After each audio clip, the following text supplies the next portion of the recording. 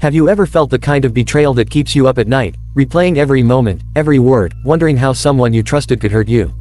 That's exactly what happened to Mark.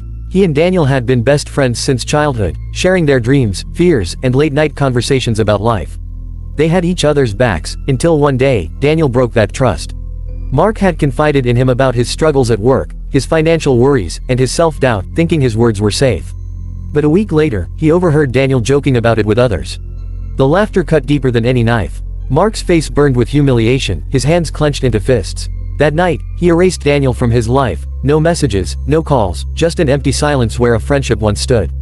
At first, Mark thought he had won. But as months passed, the bitterness stayed. It followed him everywhere, into his sleepless nights, his distracted workdays, his moments of solitude when he thought he'd finally moved on.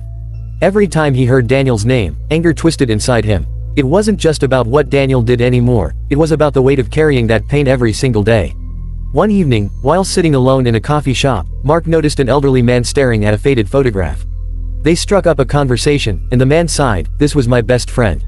We fought years ago, over something stupid. I never forgave him, and now he's gone. I'd give anything to take it back." His voice trembled with regret, and in that moment, Mark saw a version of himself in the future, still carrying the same anger, still letting it poison his life. That night, with shaking hands, he picked up his phone and sent a simple message, "Can we talk?" When they met, Daniel's face was filled with guilt and hesitation. "Mark, I know I hurt you. I was stupid, and I don't deserve your forgiveness." Mark took a deep breath, his heart pounding. "Maybe you don't," he admitted, "but I deserve peace."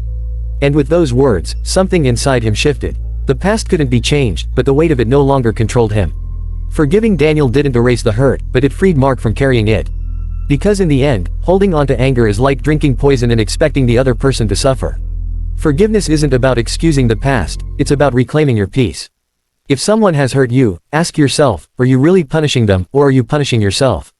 Choose peace. Choose forgiveness. If this story moved you, share it with someone who needs to hear it today. And don't forget to subscribe for more life-changing wisdom. What's your take on forgiveness? Let's talk in the comments.